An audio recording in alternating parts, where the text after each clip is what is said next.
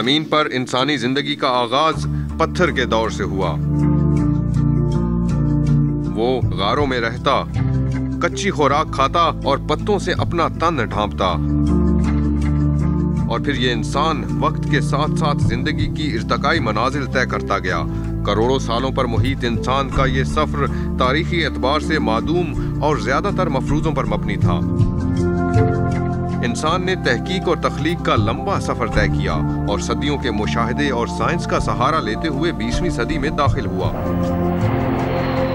20वीं सदी ये वो सदी थी जो इंसानी तारीख में सबसे अहम सदी साबित हुई, क्योंकि इसमें इंसान ने तारीख की तेज तरीन सकाफती और साइंसी तरक्की की और बहुत से नए निज़ाम जिंदगी राइज किए, और फिर कायनात की खोज में खला के सफर पर रवाना हुआ और आहिस्ता आहिस्ता कई इजादात से तीसरी दुनिया को ग्लोबल विलेज बना दिया गया। मगर इस तेज रफ्तार तरक्की के साथ साथ इंसान का हैवानी पहलू उस पर उसी तेजी से सवार रहा, जिसके नतीजे में दुनिया ने तारीख की सबसे बड़ी 2 जंगों से होने वाली तबाही देखी। 20वीं सदी अपने दामन में अच्छी और बुरी तारीख को समेटे रुखसत हुई तो 21वीं सदी ने उम्मीद की आगोश में आंख खोली। दुनिया को इस सदी का बेताबी से इंतजार था और ये उम्मीद की जा रही थी कि इंसान तारीख से सबक सीखते हुए अपनी गलतियों को दोहराएगा नहीं, और अब शायद ये दुनिया 21वीं सदी में अमन व इंसाफ और मसावात की बुनियाद पर नए जिंदगी के असूल वज़ा करेगी। मगर ये मुमकिन तब था जब वो अनासिर जो मजहब के नाम पर सियासत करते हैं, जमहूरियत के नाम पर अवाम का खून चूसते हैं और बूटों की आवाज से अवामी राय को मसल देते हैं, अंजाम तक पहुंचाए जाते हैं। पाकिस्तान की तारीख में जो पिछले 10 साल हैं उनमें बहुत सी तब्दीलियाँ आई हैं जो पाकिस्तान पे उसके बहुत गहरे असरात हैं। मगर तारीख के पहलू से देखा जाए तो शायद अगर हम 100 साल के बाद इन 10 सालों को देखेंगे तो बहुत फ़र्क नज़र से देखेंगे। पिछले 30 साल में जो हुआ अफगानिस्तान की जंग के बाद, ये उसी सिलसिले का एक कड़ी देखी जाएगी।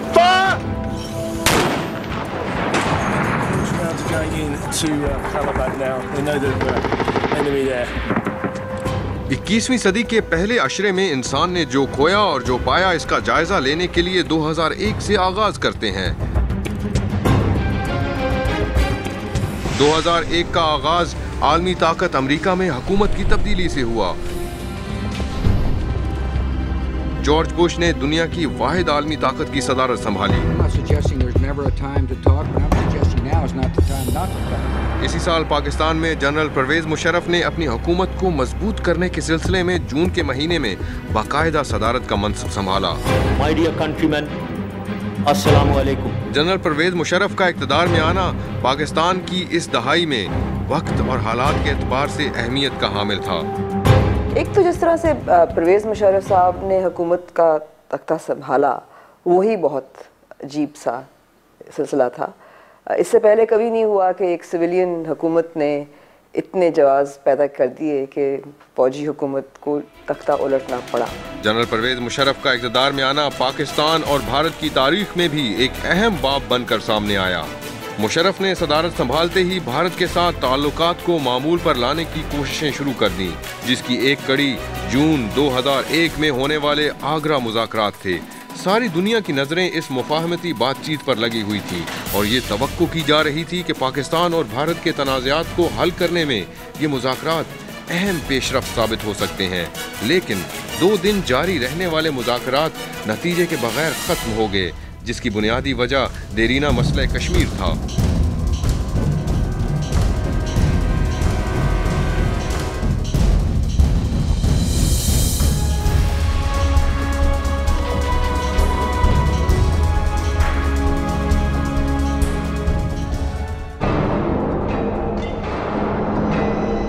11 सितंबर 2001 में अमेरिका में होने वाले दहशतगर्दी के भयानक वाकयात ने पूरी दुनिया के मंजरनामे को बदल कर रख दिया।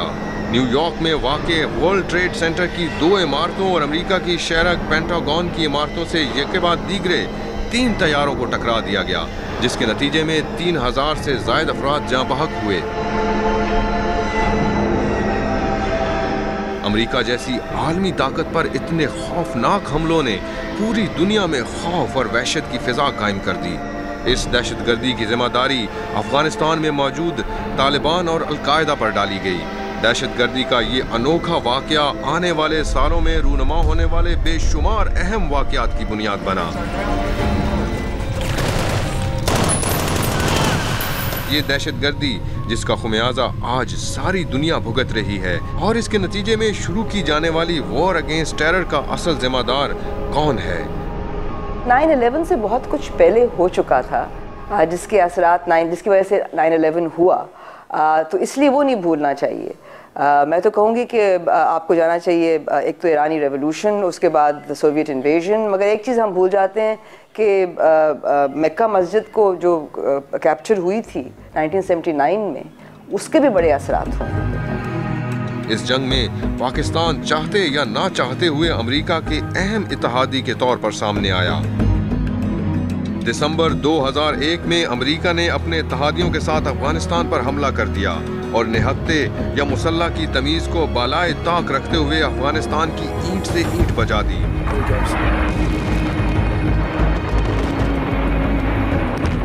और फिर चंद दिन जारी रहने वाली इस जंग का ड्रामाई अंदाज में वक्ती इख्तिताम उस वक्त हुआ जब अचानक तालिबान ने काबुल को खाली कर दिया। इस तरह अफगानिस्तान में तालिबान हुकूमत का खात्मा हुआ और हुकूमत की बागडोर हामिद करज़ई को सौंप दी गई। दिसंबर 2001 में भारत की पार्लियामेंट पर खुदकुश हमला किया गया और इसकी जिम्मेदारी कश्मीरी हुर्रियत पसंदों पर लगाई गई और पाकिस्तान पर रिवायती इल्जाम लगाया गया कि इन हमलों की पुष्टपनाही पाकिस्तान ने की है। 2001 में जहां आलमी सतह पर नए नए खेल के मैदान सजाए जा रहे थे, वहीं तहकीक, तख्लीक और अदब की दुनिया में भी पेशरफ्त जारी थी। फरवरी 2001 में पाकिस्तानी मुसन्निफ मोहसिन हामिद के इंग्लिश नावल मौत स्मोक को बैनुल-अक़वामी सतह पर पजीराई मिली। इसके अलावा न्यूयॉर्क टाइम्स में इस किताब को notable book of the year का खिताब दिया गया। something in the low single digits of popular support throughout history.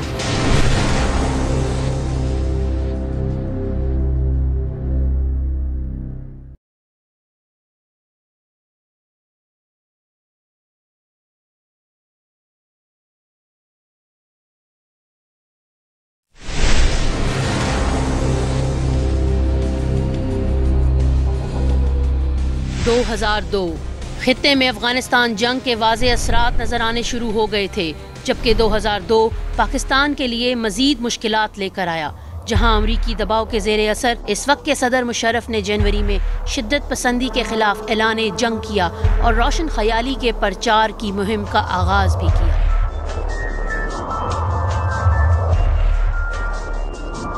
Daniel Pearl killers have been nabbed in Pakistan. The Pak authorities claim to have caught the militant accused of killing Wall Street जनवरी 2002 में पाकिस्तान से अमरीकी सहाफ़ी Daniel Perl के अगवा और कत्ल की वजह से पाकिस्तान को आलमी दुनिया में एक खतरनाक मुल्क के तौर पर जाना जाने लगा। अप्रैल 2002 मुशर्रफ ने अपनी सदारत को कानूनी हैसियत देने के लिए पाकिस्तान में रेफरेंडम करवाया, जिस पर अपोजिशन की तमाम पार्टियों ने न सिर्फ एहतजाज किया बल्कि इस रेफरेंडम को गैर कानूनी और गैर मुनसिफाना करार दिया। अप्रैल 2002 में पाकिस्तान में इलेक्ट्रॉनिक मीडिया को रेगुलेट करने के लिए नए ज़ाब्ते अखलाक बनाए गए, जिसके लिए पैमरा के नाम से एक इदारा तश्कील दिया गया, जिससे पाकिस्तान में मीडिया और इजहार राय की आज़ादी के सुनहरे दौर का भी आगाज हुआ। मई 2002 पाकिस्तान ने दरमियानी रेंज के हामिल गौरी मिसाइल के 3 कामयाब तजुर्बे किए। जुलाई 2002 में डैनियल पर्ल के कत्ल में मुलव्विस उमर शेख को मौत की सजा सुना दी गई।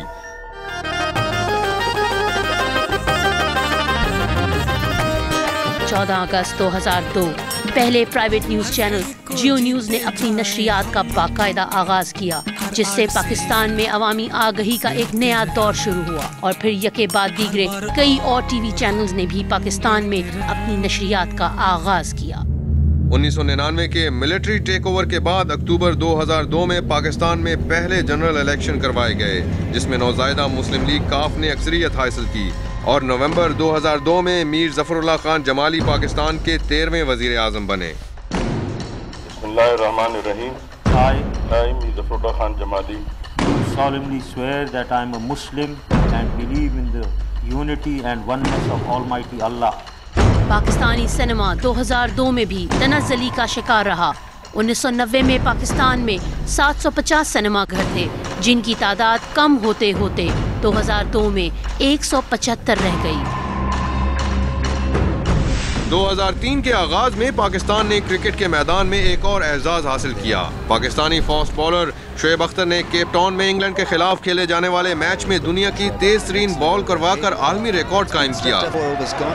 100.2 miles an hour. Brilliant stuff. England 7 for 1.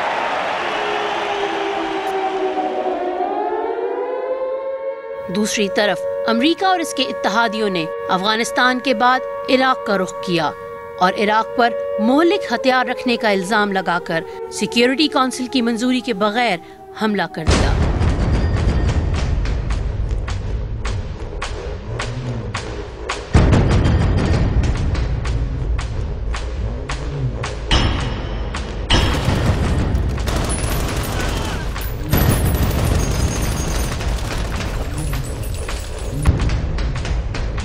Iraq पर कब्जा करने के बाद दिसंबर 2003 में अमेरिकी सदर जॉर्ज डब्ल्यू बुश ने इराकी सदर सद्दाम हुसैन के पकड़े जाने का ऐलान किया। United States military forces captured Saddam Hussein alive. दिसंबर 2003 में ही पाकिस्तान में इस्लामाबाद से रावलपिंडी जाते हुए जनरल परवेज मुशर्रफ के कॉनवॉय के गुजरने के चंद मिनट बाद पुल पर नस्ब बम का धमाका हुआ। मुशर्रफ पर होने वाले इस हमले को अभी चंद दिन ही गुजरे थे कि इन पर एक और हमला किया गया। दो खुदकुश हमलावरों ने जनरल मुशर्रफ की गाड़ी से खुद को टकराने की नाकाम कोशिश की और नाकामी पर खुद को धमाके से उड़ा लिया। इस हमले में जनरल परवेज मुशर्रफ की गाड़ी को जुज़वी नुकसान पहुंचा, लेकिन वो खुद महफूज रहे, जबकि इस हमले की जद में आने वाले 16 मासूम शहरी हलाक हो गए। एक तरफ इस खित्ते में दहशतगर्दी की जंग जोर पकड़ती जा रही थी, जबकि 2003 का इख्तिताम पाकिस्तान और भारत के दरमियान होने वाले एक मस्बत मुआहदे से हुआ।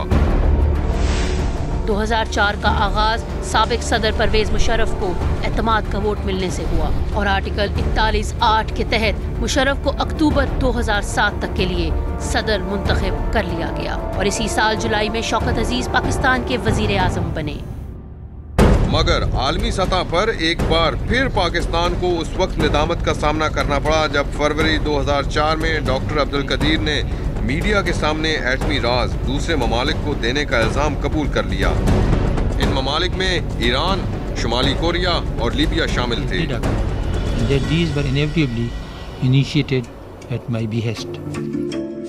2004 पाकिस्तान ने 2 और आलमी रिकॉर्ड अपने नाम किए।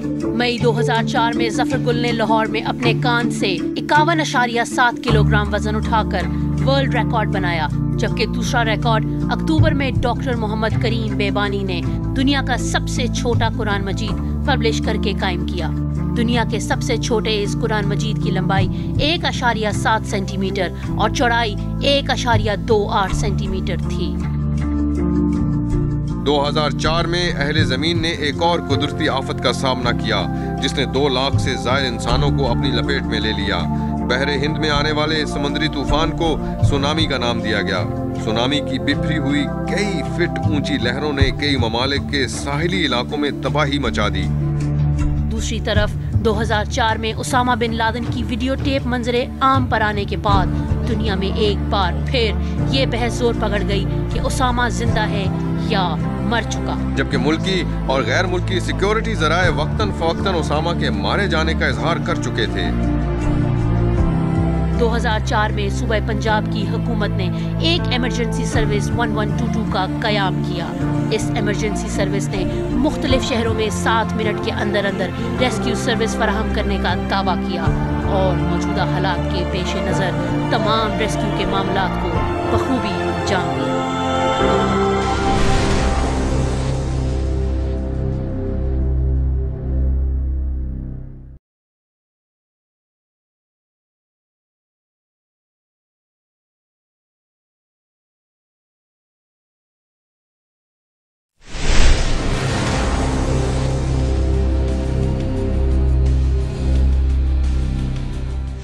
2005 अमेरिका, इराक, हिंदुस्तान, अफगानिस्तान और पाकिस्तान के बाद बरतानिया भी दहशतगर्दी का निशाना बना। 7 जुलाई 2005 में लंदन की पब्लिक ट्रांसपोर्ट में होने वाले धमाकों में 52 लोग मारे गए, जबकि 700 से ज्यादा लोग जख्मी हुए। हैरत की बात यह है कि इन धमाकों में भी बरतानवी शहरियत के हामिल कुछ पाकिस्तानी निकले। दहशतगर्दी की इन ताज़ा वारदातों ने न सिर्फ पाकिस्तान का नाम बदनाम किया, बल्कि यूरोप में रहने वाले दीगर मुसलमानों के लिए भी मुश्किलात पैदा कर दी। दुनिया में जहां इंसान के हाथों इंसान की मौत का खेल जारी था, वहीं एक और कुदरती आफत ने भी आन घेरा। 8 अक्टूबर 2005 को आने वाले खौफनाक ज़लज़ले ने पाकिस्तान के शुमाली इलाकों में तबाही मचा दी। ये ज़लज़ला इस खित्ते की 100 साला तारीख का बदतरीन ज़लज़ला था, जिसके झटके अफगानिस्तान और इंडिया में भी महसूस किए गए। इस ज़लज़ले की शिद्दत रेक्टर स्केल पर 7.6 रिकॉर्ड की गई। इस हौलनाक तबाही के बाद पाकिस्तान समेत पूरी दुनिया ने तबाहशुदा इलाकों में इमदादी सरगर्मियों में बढ़ चढ़कर हिस्सा लिया। 2006 पाकिस्तान के सूबा बलूचिस्तान में खाना जंगी का आलम था, जहां पाकिस्तानी सिक्योरिटी फोर्सेस बलोच कबाइल लीडर नवाब अकबर बुगटी के साथ तसादम में मसरूफ थी। इस तसादम के नतीजे में अगस्त 2006 में नवाब अकबर बुगटी मारे गए। इनकी हलाकत के खिलाफ बलूचिस्तान समेत मुल्क के दीगर हिस्सों में जबरदस्त एहतजाज किया गया। 10 जुलाई 2006 को PIA का फोकर जहाज नंबर PK 688 चंद मिनट की परवाज के बाद मुल्तान के करीब गिर गया। इसमें सवार तमाम 45 लोग हलाक हो गए। इस वाक़े ने PIA के जहाज़ों की कारकर्दगी पर एक सवालिया निशान उठाया। 2006 में बलूचिस्तान के इलाके रेकोडेट में तांबे और सोने के वसी ज़खायर दरियाफ्त हुए। एक अंदाजे के मुताबिक यहाँ 2 बिलियन टन तांबा और 20 मिलियन ऊंट सोना निकाला जा सकता है, जो मुल्क की मईशत पर इंतहाई मुस्बत असरात मुरतब करेगा। मुल्की दिफा को नाकाबिले तस्खीर बनाने के लिए पाकिस्तान ने दिसंबर 2006 में शॉर्ट रेंज मिसाइल गजनवी का कामयाब तजुर्बा किया। ये मिसाइल एटमी वॉरहेड ले जाने की सलाहियत भी रखता है। 5 नवंबर 2006 साबिक इराकी सदर को फांसी की सजा सुना दी गई और 30 दिसंबर की सुबह ईद उल अजहा के दिन सद्दाम हुसैन को फांसी दे दी गई। बारूद की बूंद में मनाई जाने वाली ईद उल अजहा के दिन सद्दाम को फांसी देने के अमल को दुनिया भर में नापसंद किया गया और तनकीद का निशाना बनाया गया। 2007 तनाज़ात और हादसात से भरा 2007 पाकिस्तान की तारीख का अहम तरीन साल साबित हुआ। इस साल पाकिस्तान में कुछ ऐसे हादसात और वाक़यात रूनुमा हुए जिन्होंने आने वाले दिनों में पाकिस्तान की सियासी और समाजी मंजरनामे को बदल कर रख दिया। मार्च 2007 साबिक सदर परवेज मुशर्रफ ने chief justice of Pakistan Iftikhar Mohammad Chaudhry को उस वक्त के वजीर आज़म शौकत अजीज़ की तरफ से भेजे जाने वाले रेफरेंस की बिना पर मुअत्तल कर दिया। दूसरी तरफ कराची शहर दहशतगर्दों के हवाले कर दिया गया, जहां सड़कों पर खून की होली खेली गई और 50 के करीब निहत्ते और बेगुनाह अफराद को हलाक कर दिया गया और सैकड़ों अफराद जख्मी कर दिए गए। 21 जुलाई को सुप्रीम कोर्ट के 13 रुकनी लार्जर बेंच ने चीफ जस्टिस इफ्तिखार मोहम्मद चौधरी को बहाल कर दिया। पाकिस्तान में खाना जंगी की सी सूरत हाल पैदा हो चुकी थी और बढ़ते बढ़ते ये सिलसिला दारुल हुकूमत तक जा पहुंचा था। जनवरी से जून 2007 तक लाल मस्जिद और इस्लामाबाद इंतजामिया के दरमियान तनाज़ात शिद्दत इख्तियार कर गए। लाल मस्जिद की इंतजामिया मुल्क में शरई कवानीन का निफाज चाहती थी और कई बार इस्लामाबाद में कानून को हाथ में ले चुकी थी। लाल मस्जिद, इंतजामिया और हुकूमत के दरमियान 6 माह तक जारी रहने वाली बातचीत बिला नतीजा खत्म हो गई और बिलाखिर हुकूमत ने लाल मस्जिद पर ऑपरेशन का फैसला किया। जदीद असले और टैंकों समेत पाकिस्तान आर्मी ने लाल मस्जिद का घेराव कर लिया। 3 जुलाई को शुरू होने वाला ये ऑपरेशन 11 जुलाई तक जारी रहा। इस वाक़े में हुकूमती अदाद-ओ-शुमार के मुताबिक 100 के करीब लाल मस्जिद में मौजूद लोग मारे गए, जबकि लाल मस्जिद की इंतजामिया के मुताबिक इस झड़प में 1000 से ज्यादा तलबा शहीद कर दिए गए। तालिबान की तरफ से सिक्योरिटी फोर्सेज और सरकारी इमलाक पर बढ़ते हुए हमलों के नतीजे में 26 अक्टूबर 2007 को सवात में ऑपरेशन शुरू कर दिया गया। लाल मस्जिद और सवात ऑपरेशन के बाद इन दहशतगर्द ग्रुपों ने पाकिस्तान के दीगर शहरों का रुख कर लिया और खुदकुश हमलों का सिलसिला पाकिस्तान भर में बढ़ता चला गया। 3 नवंबर 2007 को मुशर्रफ ने मुल्क में एमरजेंसी नाफिज करते हुए पाकिस्तान के आइन को मुअत्तल कर दिया। चीफ जस्टिस इफ्तिखार चौधरी को एक बार फिर गैर फाल कर दिया गया और सुप्रीम कोर्ट के कई जजों और सीनियर वकला को नजरबंद कर दिया गया। इसके साथ साथ मुशर्रफ ने जियो न्यूज समेत मुतअद्दिद टीवी चैनल्स की नशरियात भी पाकिस्तान में बंद कर दी। 8 साल की जलावतनी के बाद 18 अक्टूबर 2007 को बेनज़ीर भुट्टो अपने वतन वापस तशरीफ लाएं। इनके बाद अगले ही महीने 25 नवंबर 2007 को शरीफ बरादरान को भी अपने मुल्क वापस आने की इजाज़त दे दी गई। पाकिस्तान पीपल्स पार्टी और मुस्लिम लीग के लीडरान का इनकी आवाम ने भरपूर इस्तकबाल किया, मगर इनका आना मुल्क की सियासत को क्या रुख देने वाला है, ये कोई नहीं जानता। 27 दिसंबर 2007 को मुल्क की सियासत को एक शदीद झटका उस वक्त लगा जब पीपल्स पार्टी की सरबराह बेनज़ीर भुट्टो को रावलपिंडी के एक जलसे के बाद नामालूम अफराद ने फायरिंग और धमाके में शहीद कर दिया।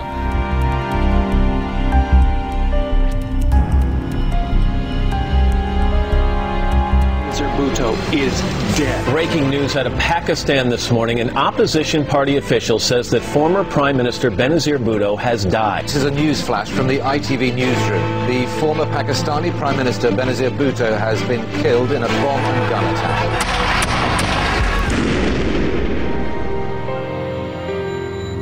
बेनज़ीर भुट्टो की शहादत के बाद पीपल्स पार्टी की बागडोर आसिफ अली जरदारी और बिलावल भुट्टो को सौंप दी गई। इसी साल पाकिस्तान फिल्म इंडस्ट्री में शोएब मंसूर की बनाई गई फिल्म खुदा के लिए रिलीज हुई। इसका उन्वान 9/11 के बाद इस्लाम के नाम पर होने वाली दहशतगर्दी था। इस फिल्म को न सिर्फ पाकिस्तान बल्कि बैनुल अक़वामी सतह पर खूब सराहा गया।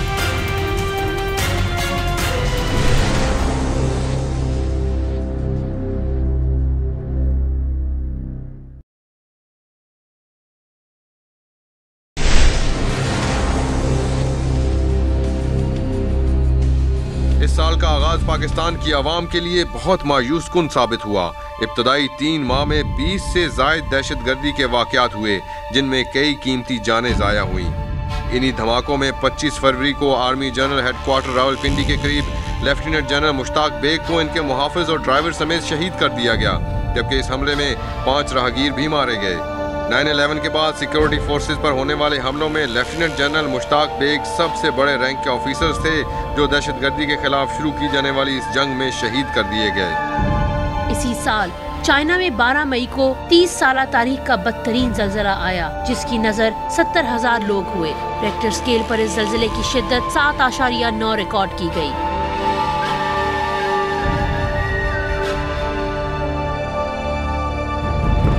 जबकि अगस्त 2008 में ओलंपिक गेम्स का इनेकाद चीन ही के शहर बीजिंग में किया गया। 6 से 24 अगस्त तक जारी रहने वाले इन खेल के मुकाबलों में दुनिया भर से 10,500 एथलीट्स ने हिस्सा लिया। चीन ने इन मुकाबलों में जदीद टेक्नोलॉजी का भरपूर मुजाहिरा करके दुनिया को हैरान कर दिया। जंग में घिरी दुनिया का सबसे बड़ा मुआशी बहरान 2008 में आया, जब दुनिया भर में लाखों लोगों को उनकी मुलाजमतों से बर्खास्त कर दिया गया और अमेरिका के कई बैंक दिवालिया हो गए।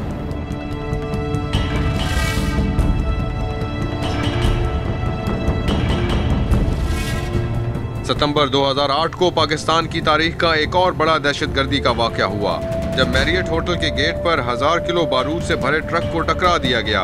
इस हौलनाक धमाके में गैर मुल्कियों समेत 60 से ज्यादा अफराद हलाक हुए और 300 से ज्यादा जख्मी हुए। सितंबर 2008 में आसिफ अली जरदारी ने बाकायदा मुल्क की सदारत संभाली और 20 सितंबर 2008 को उन्होंने पहली बार पार्लियामान से खिताब फरमाया।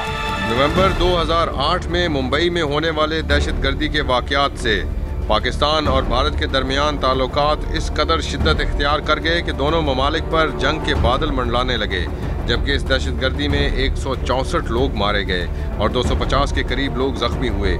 इस वाक़े में तमाम दहशतगर्द हलाक कर दिए गए, जबकि एक दहशतगर्द अजमल कसाब को जख्मी हालत में गिरफ्तार कर लिया गया, जिसके खिलाफ भारतीय अदालत में कार्रवाई आज भी जारी है। 2008 में पाकिस्तान में खुदा के लिए के बाद एक और काबिल जिक्र फिल्म रामचंद पाकिस्तानी रिलीज की गई, जिसकी मुल्की और बैनुल अक़वामी सतह पर बहुत पजीराई हुई। इस फिल्म के बाद ये ख्याल किया जाने लगा कि शायद पाकिस्तानी फिल्म इंडस्ट्री में मयारी फिल्मों का रुझान पैदा हो जाएगा, मगर इसके बाद अभी तक कोई भी काबिल जिक्र फिल्म सिनेमा घरों की जीनत नहीं बन सकी। जनवरी 2009 में बाराक ओबामा अमेरिका के 44वें सदर बनकर सामने आए। बाराक ओबामा सदारत संभालने वाले पहले अफ्रीकी अमेरिकन थे। ओबामा का मुस्लिम घराने से ताल्लुक और अफ्रीकी नस्ल के हामिल होने की वजह से तमाम दुनिया में एक हलचल सी मच गई कि शायद बाराक ओबामा का आना अमेरिकी पॉलिसियों पर असरअंदाज हो और शायद दुनिया भर में जंग खत्म हो जाए। 2009 में पाकिस्तानी मईशत को साल के शुरू में ही ठेस पहुंची, जब मुल्क भर में तवानाई के शोबे में बिजली के बाद गैस के बहरान का भी सामना करना पड़ा और कई सनतें इस बहरान की वजह से बंद होने लगीं। इस बहरान की वजह से बंद होने वाली सनतों के मजदूर और अवाम सड़कों पर आ गए, जिनके घर का चूल्हा बेरोजगारी और महंगाई की वजह से पहले ही ठंडा हो चुका था। 3 मार्च 2009 लाहौर में कजाफी स्टेडियम के पास श्रीलंकन क्रिकेट टीम पर 12 मुसल्लह अफराद ने हमला कर दिया। इस हमले में 6 श्रीलंकन खिलाड़ी जख्मी हुए, जबकि 2 राहगीर और 6 पुलिस एहलकार हलाक हुए।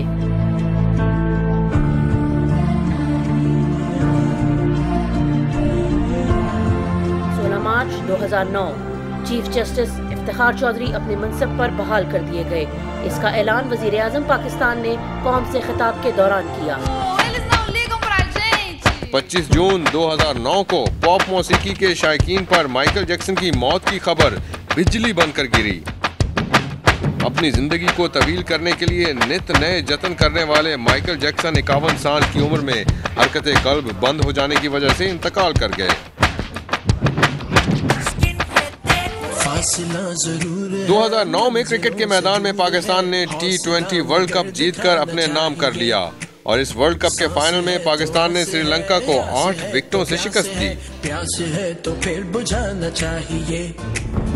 मार्च 2009 सदर आसिफ अली जरदारी ने साबिक सदर मुशर्रफ की रविश पर चलते हुए सच बोलने और सवाल करने की पादाश में जियो न्यूज की नशरियात बंद करवा दी।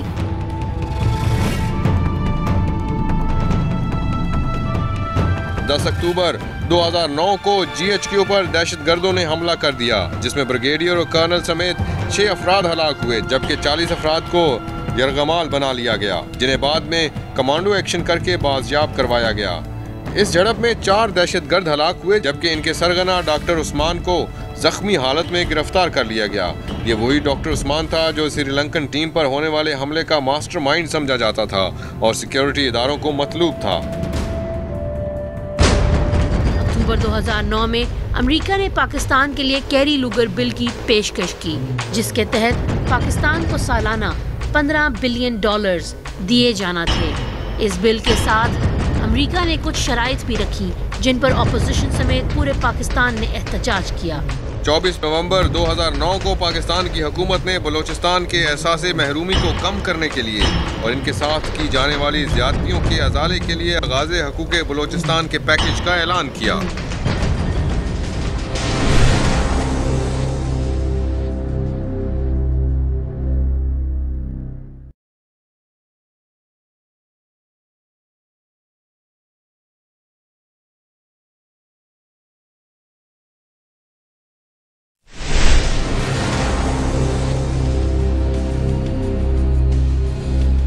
(2010) 12 जनवरी 2010 को लातीनी अमेरिका की रियासत हेटी में खौफनाक जलजला आया, जिसकी शिद्दत रेक्टर स्केल पर 7 थी।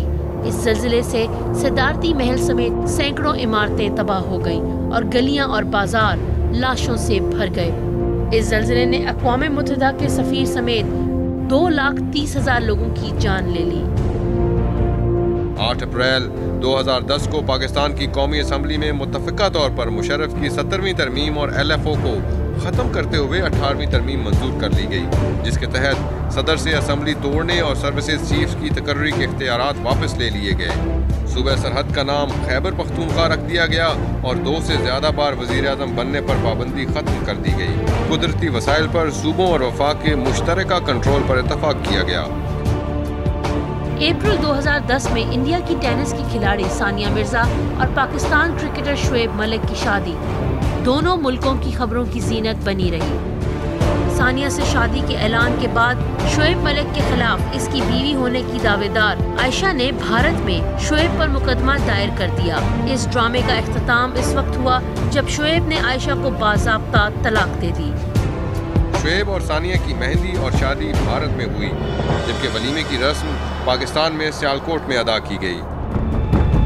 28 मई 2008 जुम्मे का दिन लाहौर में मॉडल टाउन और गड़ी शाहू में वाक़े अहमदियों की इबादत गाहों पर मुसल्लह अफराद ने हमला कर दिया और अंधाधुंध फायरिंग शुरू कर दी, जिससे 88 लोग हलाक हुए और सैकड़ों जख्मी। 1 जुलाई 2010 को स्पेन ने हॉलैंड को हराकर पहली बार फुटबॉल वर्ल्ड कप जीत लिया। 22 जुलाई 2010 को वज़ीर-ए-आज़म गिलानी ने कौम से खिताब के दौरान chief of army staff Ashfaq Kayani की मुद्दत मुलाजमत में 3 साल की तौसी का ऐलान किया। 2010 जुलाई की आखिर में पाकिस्तान में सदी का सबसे बड़ा सैलाब आया, जिसने पाकिस्तान के तमाम सूबों में तबाही फैलाई और लाखों लोगों को बेघर कर दिया। इस सैलाब से मुल्क भर में 2000 से जायद लोग हलाक हुए, जबकि लाखों लोग अपने घर बार और माल मवेशियों से महरूम हो गए। खड़ी फसलें तबाह हो गईं और पाकिस्तान की मईशत को नाकाबिले तलाफी नुकसान हुआ।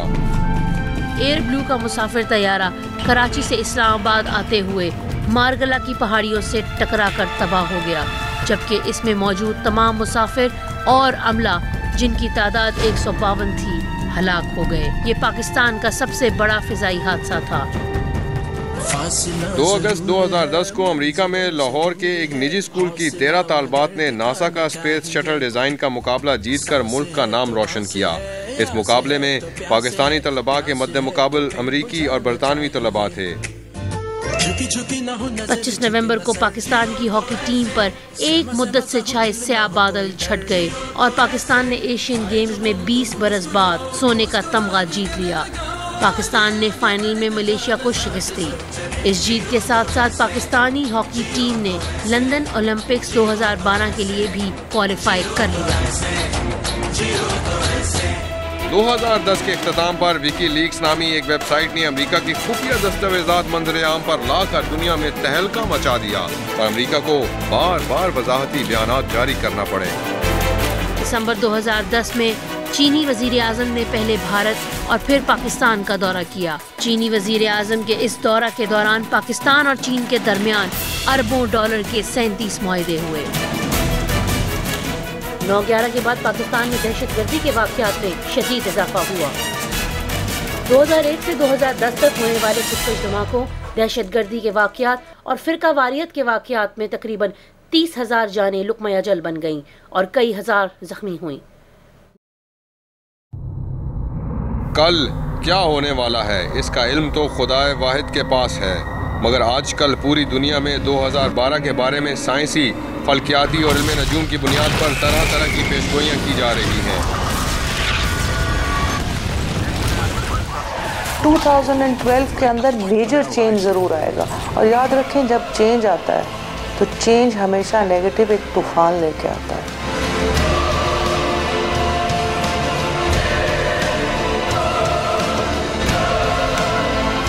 अगर आप कहें कि दुनिया ख़त्म हो जाएगी, हाँ, कई चीज़ें रूट से ख़त्म होंगी जो ख़त्म होनी चाहिए।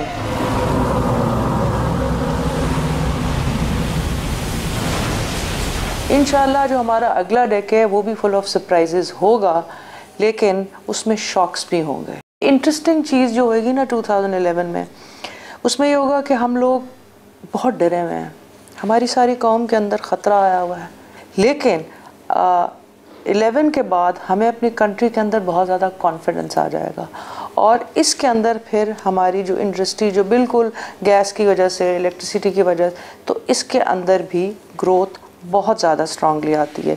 एक और चीज़ जो 2011 में होगी, हमारे एजुकेशन के अंदर बहुत ज़्यादा क्वालिटी आएगी, बहुत ज़्यादा इंस्टीट्यूट्स खुलेंगे और हमारा यूथ एजुकेशन के अंदर और कौमों से ज़्यादा बेहतर होगा। आज वक्त की शाख से एक और साल खुश्क पत्ते की तरह झड़ने वाला है और एक नया साल, नया अशरा एक बार फिर उम्मीद की आगोश में आंख खोलने वाला है। इस आस और उम्मीद पर कि शायद अब की बार दुनिया में बहार लौट आए, शायद अब की बार हमारे शहरों में धमाकों की आवाज न गूंजे और शायद अब की बार आलमी कुव्वतें दूसरों के वसाइल पर काबिज होने की बजाय तारीख से सबक सीख लें, क्योंकि ये दुनिया शायद अब तीसरी आलमी जंग की मुतहम्मिल नहीं हो सकती।